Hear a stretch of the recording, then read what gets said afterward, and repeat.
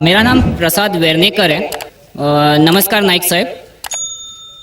मेरा सवाल यह है कि कौन सा धर्म, किताब या जाति ये इजाज़त देती है कि मासूम जानवरों का कत्ल किया जाए, I mean to fulfil his hunger और taste. Like in case of Muslim, you celebrate Bakri Eid, which favors killing of goats, I mean, as a means of festival. I mean, hearing to your comments on Islamism and other religions, what I understand is your religion favors this festival in a more spirited manner, because Hinduism doesn't do so. They don't believe in killing goats, but accept that there are non-vegetarians who prefer eating chicken and goat and others. But does Islam favor this thing? भाई साहब का बहुत अच्छा सवाल है। भाई साहब ने पूछा है पहले कि कौन सा मज़हब है जो मासूम जानवरों का कत्ल करने की इजाज़त देता है। फिर उसने कहा कि इस्लाम में आप जानवर का कत्ल करते हैं, आप नॉनवेज खाते हैं, हिंदू धर्म में इसकी ममानियत है। आपका सवाल है कौन सा मज़हब। पहले मैं इस्लाम का जिक्र करूँगा, बाद में इंशाअल्लाह दिगर मज़हब का भी जिक्र करूँगा। जहाँ तक कि इस्लाम का सवाल है, एक मुसलमान बहुत अच्छा मुसलमान रह सकता है प्योर वेजिटेरियन बन के भी। इस्लाम में ज़रूरी नहीं है कि आपको नॉनवेज खाना चाहिए, फ़र्ज नहीं है। और आप जानते हैं कि ये हमारा दूसरा कॉन्फ्रेंस है इस बड़े मैदान में, सुमैया ग्राउंड में। लास्ट ईयर ये सुमैया ट्रस्ट है, माशाल्लाह बहुत अच्छे लोग हैं। एक हफ़्ता पहले कॉन्फ्रेंस के पहले कहा कि हम नॉनवेज में नहीं मानते, आप नॉनवेज इस मैदान पे सर्व नहीं कर सकते। हमने कहा कि हम 9 महीने पहले बुक कर चुके हैं, एक हफ्ते पहले आप बोलते ऑलरेडी स्टॉल दे चुके, ये नामुमकिन है। तो उनने अल्हम्दुलिल्लाह सुम्मा अल्हम्दुलिल्लाह हमारी बात रखी और लास्ट ईयर हमें नॉनवेज खाने की इजाज़त दी। इस साल जब हमने बुकिंग की, पहले शर्त लगाई कि इस मैदान में नॉनवेज सर्व नहीं होगा। हमने कहा ये आपका ख्याल है, हम आपके ख्याल की इज्जत करते हैं, क्योंकि इस्लाम में नॉनवेज खाना फ़र्ज नहीं है। इसीलिए आप देखेंगे फूड कोर्ट में भी नॉनवेज सर्व नहीं कर रहे। हमारे जो मुकर्रिरीन हैं, इस्लाम के विद्वान हैं, उनको भी हमने कहा, हमने माजरत चाही कि इस ग्राउंड पे हम आपको नॉनवेज नहीं सर्व करेंगे, क्योंकि ये मुसलमान की ज़बान है। हम जब ज़बान देते हैं उसका पालन करते हैं। आपका सवाल, जैसे मैंने कहा कि मुसलमान को नॉनवेज खाना फ़र्ज नहीं है, लेकिन क्योंकि अल्लाह सुब्हानहू व तआला ने हमें इजाज़त दी है।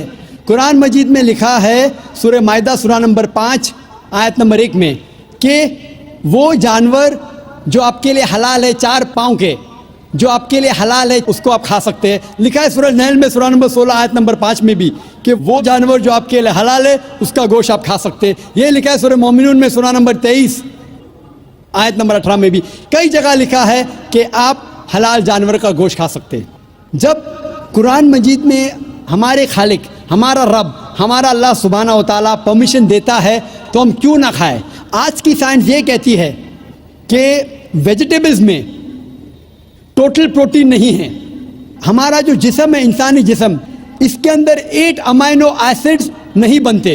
8 अमाइनो एसिड्स बाहर के फूड, बाहर के खाने में आना ज़रूरी है। कोई भी वेजिटेबल दुनिया में नहीं है जिसमें सारे 8 अमाइनो एसिड मौजूद है। लेकिन नॉनवेज फूड में अल्हम्दुलिल्लाह सुम्मा अल्हम्दुलिल्लाह कई नॉनवेज फूड में सारे अमाइनो एसिड जो जिस्म नहीं पैदा करता है, इसे कहते हैं इसेंशियल अमाइनो एसिड मौजूद है।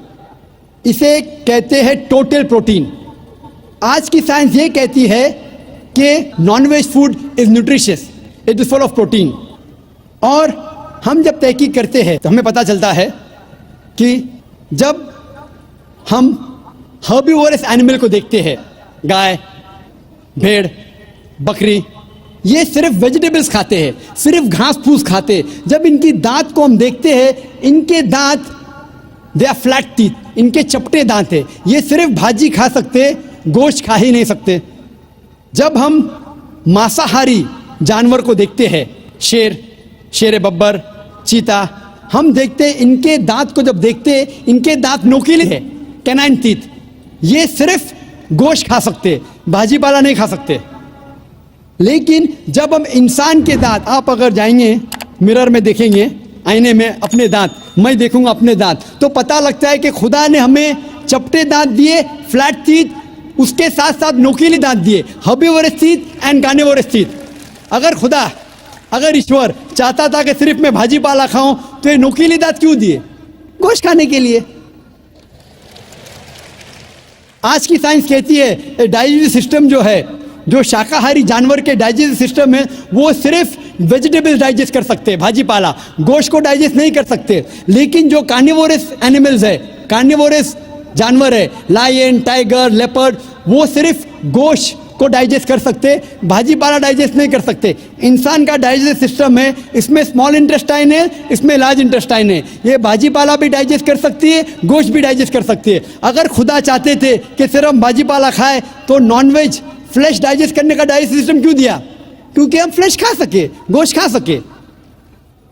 बहुत से गैर मुसलमानों को ये गलत फहमी है कि उनके मज़हब में गोश्त खाना हराम है, और कई हिंदू समझते हैं कि उनके मज़हब में लिखा है कि गोश्त खाना हराम है। और आपने कहा कि हमारे धर्म में गोश्त खाना हराम है। भाई साहब, आपको आपके धर्म का इल्म कम है, इसीलिए मैं कहता हूँ कि हिंदुइज्म जानने के लिए हिंदू की तरफ मत देखिए, हिंदू ग्रंथ का मुताला कीजिए। जब आप हिंदू ग्रंथ का मुताला करते हैं, लिखा है मनुस्मृति में चैप्टर नंबर 5 श्लोक नंबर 30 में, उसमें लिखा है कि ईश्वर ने कुछ जानवर बनाए खाने के लिए और कुछ जानवर को खा जाने के लिए।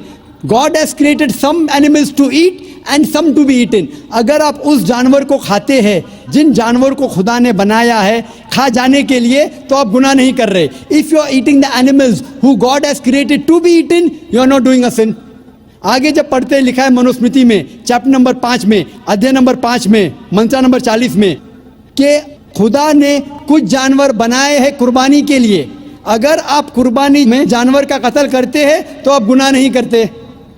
आगे लिखा है मनुस्मृति में चैप्टर नंबर 5 मंत्र नंबर 41 में कि जानवर का कत्ल करना, जो जानवर खाने के लिए बनाए गए हैं, वो गुनाह नहीं है। इसी तरीके से कई जगह वेद में लिखा है कि ऋषि गोश्त खाते थे, जानवर को खाते थे। वक्त नहीं है डिटेल में बात करने का, लेकिन अगर आप महाभारत पढ़ेंगे अनुशासन पर्व चैप्टर नंबर 88, इसके अंदर युधिष्ठिर जो पांडव का एक भाई था, वो पूछता है भीष्म से कि हम यज्ञ में, पूजा में क्या खाना दे भगवान को, ईश्वर को, ताकि हमारे पुरखों को संतुष्ट मिले।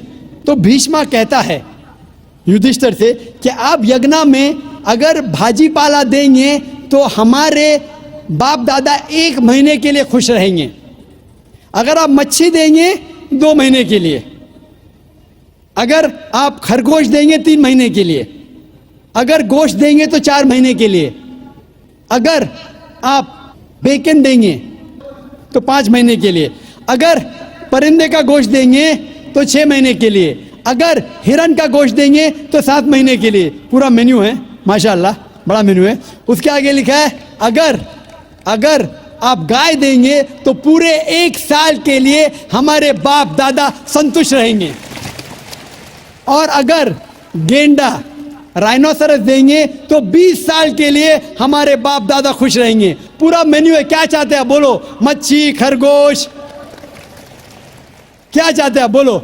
ये आपके ग्रंथ में लिखा है, मेरे ग्रंथ में नहीं। हमारे ग्रंथ में सब चीज खाने की इजाजत नहीं, सिर्फ वो चीज जो हमारे लिए हलाल है। इसी तरीके से बाइबल में भी लिखा है आप गोश्त खा सकते। अक्सर धर्म की किताबों में लिखा है कि आप गोश्त खा सकते हैं। आप मेरा अगर एक डिबेट देखेंगे जिसका मौजू था is eating non vegetarian food permitted और प्रोहिबिटेड फॉर ह्यूमन बीइंग, क्या इंसान के लिए गोश्त खाना हलाल है या हराम है? और मैंने डिबेट किया था एक जैन के साथ जिसका नाम था रश्मिबाई झवेरी। वो इंडियन वेजिटेरियन कांग्रेस का सदर था, प्रेसिडेंट था। वो दुनिया भर घूमता है बताने के लिए कि नॉनवेज हराम है, और उसने मुझे चैलेंज किया। मैंने कहा भाई आपस में बैठ के बात करेंगे? नहीं, पब्लिक में चैलेंज किया, डिबेट करेंगे। मैंने कहा अच्छा आ बेल मुझे मार। तो मैंने कहा ठीक है भाई पब्लिक में। बोला मैं लोग को लेके आऊँगा। मैं बोला लेके आओ। तो पाटकर हॉल के अंदर 1998 में तकरीबन 10 साल पहले डिबेट किया। वो देखेंगे, सारी डिटेल्स है। लेकिन हिंदू मज़हब की किताब में ये लिखने के बाद कि गोश्त खा सकते, फिर भी कुछ हिंदू शाकाहारी क्यों हैं, वेजिटेरियन क्यों है? क्योंकि वो मुतासिर हो रहे थे बाकी फ़लसफ़े के साथ जिसमें कहा गया है नॉन वायलेंस। और कुछ जैन मानते हैं कि ईटिंग नॉन वेज इज़ हराम, इज़ प्रोहिबिटेड। और हम जब पूछते क्यों जानवर का गोश्त खाना हराम है, तो वो कहते हैं कि घास और भाजी पाला के अंदर ज़िंदगी नहीं है, जानवरों में ज़िंदगी है। जब आप कोई ज़िंदगी लेते हैं, किसी का कत्ल करते हराम है। आज साइंस तरक्की करने के बाद पता चलता है कि वेजिटेबल्स में भी जान है, भाजी पाला में भी जान है। तो वो ज़रा अपनी फिलॉसफी को तब्दील करते, ठीक है हम जानते हैं कि वेजिटेबल्स में जान है, लेकिन वेजिटेबल्स डोंट फील पेन, वो दर्द को महसूस नहीं करते। जानवर दर्द को महसूस करते, इसीलिए वेजिटेबल्स खाना गुनाह नहीं है, जानवर को खाना गुनाह है। अभी साइंस तरक्की करने के बाद हमें पता लगता है कि वेजिटेबल्स को भी दर्द होता है, लेकिन ये दर्द इंसान को सुनाई नहीं देता। वेजिटेबल्स भी अफसोस करते हैं, वेजिटेबल्स भी रोते हैं, लेकिन हमें सुनाई नहीं देता। तो अभी उनका फ़लसफ़ा बदल गया। वो कहते हैं अच्छा ठीक है, हम मानते हैं कि वेजिटेबल्स में जान है, वेजिटेबल्स को दर्द महसूस होता है, लेकिन वेजिटेबल के पास तकरीबन 3 सेंसेस है, जानवर के पास 5 सेंसेस है। इसीलिए जानवरों की जान लेना बड़ा गुनाह है बनिस्बत वेजिटेबल्स की। मैं कहता हूँ सिर्फ डिबेट के तौर पे, argument, for sake of argument, मैं आपकी बात मानता हूँ क्या वेजिटेबल्स के 3 सेंसेस है और जानवर के 5 सेंसेस है। मैं उस शख्स से सवाल करता हूँ कि मान लो आपका छोटा भाई गूंगा और बहरा पैदा होता है, वो सुन नहीं सकता है, बोल नहीं सकता। जब वो बड़ा होता है तो एक इंसान आपके छोटे भाई का कत्ल करता है, क्या आप जाके जज से कहेंगे मी लॉर्ड इस कातिल को कम सजा दो क्योंकि मेरे भाई के पास 2 सेंसेस कम थे, वो सुन भी नहीं सकता था और बोल भी नहीं सकता था? आप उल्टा कहेंगे मी लॉर्ड जज इस कातिल को डबल पनिशमेंट दो, डबल सजा दो, वो तो मेरा भाई मासूम था, बेचारा सुन भी नहीं सकता था और बोल भी नहीं सकता था। इस्लाम में 2 सेंसेस कम या ज़्यादा के वजह से कोई खाना हराम या हलाल नहीं होता है। जो चीज़ आपके लिए तैयब है वो आप खा सकते हैं। इसी तरीके से कई वजह। लेकिन अगर कोई नॉन मुस्लिम मुझसे ये कहता है कि मैं वेजिटेरियन हूँ, मुझे कोई गिला शिकवा नहीं, आपको नॉनवेज पसंद नहीं है आप मत खाइए, लेकिन कोई नॉन मुस्लिम, कोई गैर मुसलमान, कोई हिंदू मुझसे कहता है कि आप जानवरों का कत्ल करते हैं वो गुनाह है, तो मैं उनसे कहता हूँ इस बात को मैं तस्लीम नहीं करता हूँ। आप अगर गोश्त नहीं खाना चाहते हैं मैं आपसे खुश हूँ। अगर हिंदुस्तान में सब गैर मुस्लिम गोश्त खाने लगेंगे तो गोश्त का भाव बढ़ जाएगा। तो मुझे कोई गिला शिकवा नहीं अगर गैर मुस्लिम गोश्त नहीं खाते, लेकिन अगर मुझसे कहते हैं कि गोश्त खाना गुनाह है तो मैं ये जवाब देता हूँ। अभी आपको संतुष्ट हो चुका होगा कि साइंस के मुताबिक, आपके मज़हब की किताब के मुताबिक, कुरान के मुताबिक गोश्त खाने की इजाज़त है सारे इंसान को। Respected to Jakir Sir, I am Satyanarayana from Yaminur, Kurnool district, Andhra Pradesh. I am BTech graduate. Alhamdulillah, Allah gave hidayat to me. I also reverted in Islam, but my parents are not accepted this. Alhamdulillah, my grandfather is accepted, but they believe only one God. In front of the Satan is first came, but I know Satan is also created by Allah. In other names of Satan in Puranas, Vedas, what is the other names of Satan in Puranas, Vedas? And my grandfather also asked one question.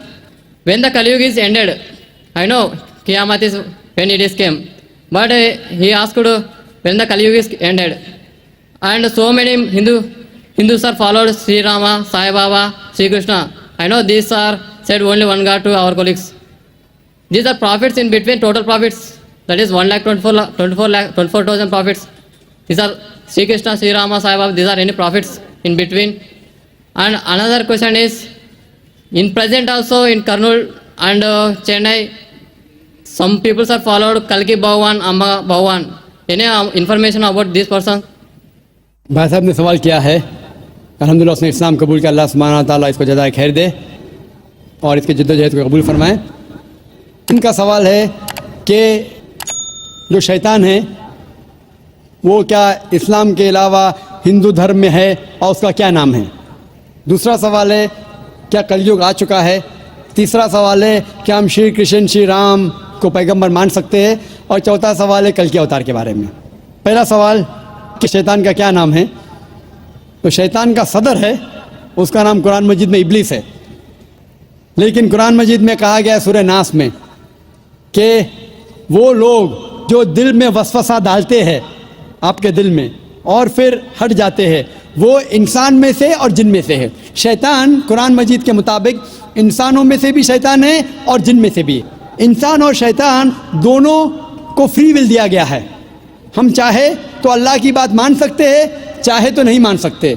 जो लोग को free will देने के बाद जो अल्लाह सुब्हानहू व तआला की बात मानते हैं वो फरिश्ते के ऊपर हो जाते हैं। जो अल्लाह सुब्हानहू व तआला के खिलाफ जाते हैं उसे कहते हैं शैतान। तो शैतान इंसानों में से भी है और जिन में से भी है।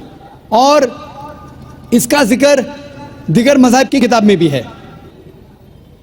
शैतान डेविल बोलो, अंग्रेज़ी में डेविल कहते हैं, बाइबल में उसका नाम है डेविल।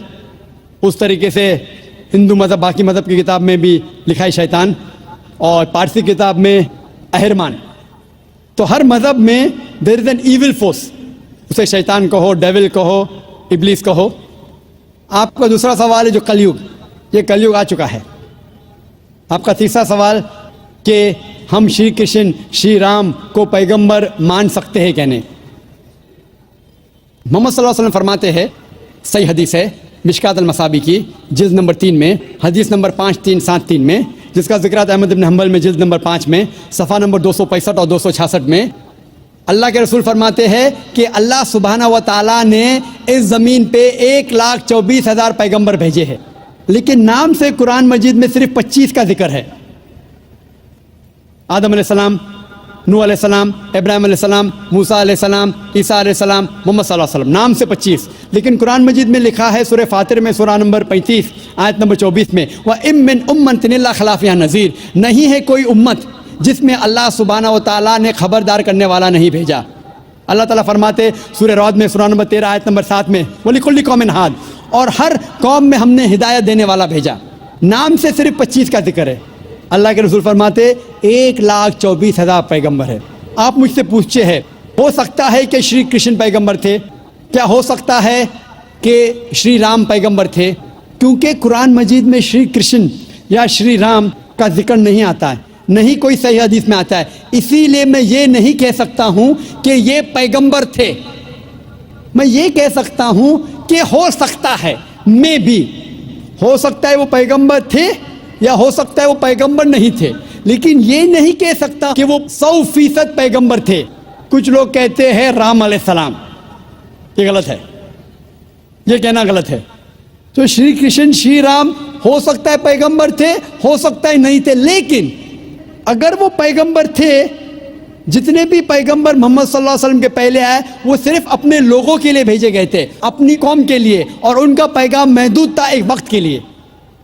इसीलिए आज आप चाहे इंडिया में जी रहे हैं या अमेरिका में या यूके में या सऊदी अरेबिया में, आज आखिरी पैगंबर जो कुरान में लिखा है सूरह अंबिया में सूरा नंबर 21 आयत नंबर 107 में, वमा अरसलनाका इल्ला रहमतल आलमीन, हमने मोहम्मद सल्लल्लाहु अलैहि वसल्लम को नहीं भेजा लेकिन सिर्फ रहमत बना के सारे आलमीन के लिए, सारे इंसानियत के लिए, सारे जहां के लिए। क्योंकि मोहम्मद सल्लल्लाहु अलैहि वसल्लम आखिरी पैगंबर थे, वो सिर्फ मुसलमान या अरबों के लिए नहीं भेजे गए थे, वो सारी इंसानियत के लिए भेजे गए थे। तो आज चाहे आप हिंदुस्तान में रह रहे हैं या यूएसए में या यूके में या सिंगापुर में या सऊदी में, आपको मानना चाहिए आखिरी पैगंबर मोहम्मद सल्लल्लाहु अलैहि वसल्लम में। और ये लिखा है हिंदू मज़हब की किताब में भी। जिस तरीके से आपने कहा कल के अवतार के बारे में, इसके ऊपर तकरीर दी थी मैंने लास्ट सैटरडे, एक हफ़्ता पहले 15 तारीख को इसी स्टेज पे एक हफ़्ते पहले मैं तकरीर किया था। मोहम्मद सल्लल्लाहु अलैहि वसल्लम का जिक्र मुख्तलिफ मजहबी किताबों में, और उसमें मैंने कल के अवतार का भी जिक्र किया था। लिखा है कल की पुराना में चैप्टर नंबर 2 में वर्ष नंबर 4, 5, 7, 11 और 15 में कि कल की अवतार आएंगे, ये भविष्यवाणी है। उसके वालिद का नाम है विष्णु व्यास, तर्जुमा करते हो जाता है अल्लाह का बंदा अब्दुल्ला। उसके वालदा का नाम है सुमति, तर्जुमा होता है अमन रखने वाली औरत, जिसका तर्जुमा होता है आमिना। कहा गया है कि वो पैदा होंगे संभाला में, अमन की जगह। तर्जुमा है मक्का, वो पैदा होंगे उस संभाला देश के सदर के घर में। हम जानते हैं मोहम्मद सल्लल्लाहु अलैहि वसल्लम कुरैश खानदान में पैदा हुए। इस तरीके से डिटेल में मैंने जिक्र किया था एक हफ्ते पहले कल की अवतार। ये कल की अवतार है आखिरी पैगंबर मोहम्मद सल्लल्लाहु अलैहि वसल्लम। आप ये बात अपने वालिद से कह सकते, और इंशाअल्लाह हम दुआ करेंगे कि आपके वालिद को भी हिदायत मिले।